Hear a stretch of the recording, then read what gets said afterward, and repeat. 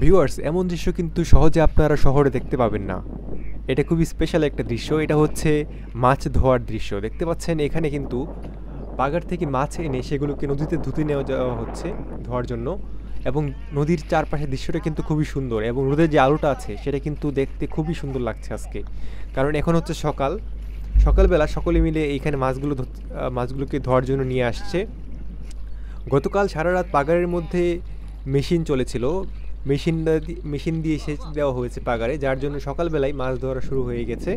আপনাদেরকে দেখাবো আজকে কী কী মাছ ধরা হলো এবং কেমন মাছ পাওয়া গেল। ভিডিওটি থাকবে দুটি পার্টে। আজকের পার্টটাতে প্রাথমিকভাবে দেখানো হবে, এবং সেকেন্ড পার্টে আরও অনেক কিছু দেখানো হবে। তো দেখতে থাকুন। দেখতে পাচ্ছেন এখন মাছগুলোকে নিয়ে যাচ্ছে। দেখতে পাচ্ছেন এখানে কিন্তু অনেক মাছ। এখন মাছ কিন্তু এই পর্যন্ত সীমাবদ্ধ নয়, একটা পাগারের মধ্যে প্রায় প্রচুর মাছ পাওয়া যায়।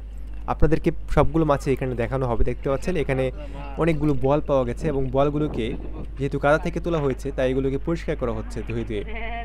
এখানে হেল্প করছে আমার আম্মু, খালামুনি, বড় মামা, মেজো মামা, সকলে মিলে। আমি এখানে নানার বাড়িতে এসেছি। নানার বাড়িতেই মেনলি পাগারটা রাখা হয়। তারপর বছরে একবার নির্দিষ্ট একটা টাইমে এখান থেকে মাছ তোলা হয়। দেখতে পাচ্ছেন কত সুন্দর একটা দৃশ্য, এবং এখানে কিন্তু বেশ ঠান্ডা একটা বাতাস বইছিল, যেটা খুবই সুন্দর। এবং দেখতে পাচ্ছেন এখানে দাঁড়িপাল্লা দিয়ে ওজন করে মাছগুলোকে মাপা হচ্ছে, এবং এটা কিন্তু জাস্ট শুরু। পরবর্তীতে আরও মাছ তোলা হবে, যেগুলো এখনও পর্যন্ত পাগারের মধ্যে আছে, এবং আরও অনেক মানুষ এসে জমা হবে। এটা হচ্ছে জাস্ট সকালবেলা মাছ তোলা শুরু হয়েছে। তো বন্ধুরা, সেকেন্ড পার্টের অপেক্ষায় থাকুন। সেকেন্ড পার্টে আপনাদেরকে আরও অনেক কিছু দেখানো হবে, যে কী কী মাছ তোলা হলো এবং কীভাবে তার প্রসেস করা হচ্ছে। তো ভিউয়ার্স, ভিডিওটি যদি ভালো লাগে অবশ্যই সাবস্ক্রাইব করবেন এবং কমেন্ট করে জানাবেন কেমন হলো। আপনাদের এরকম একটা অভিজ্ঞতা থাকলেও কিন্তু আপনারা শেয়ার করতে পারেন। আজকের মতো এই পর্যন্তই। ভালো লাগলে সাবস্ক্রাইব করবেন। সকলে ভালো থাকবেন। আল্লাহ হাফেজ।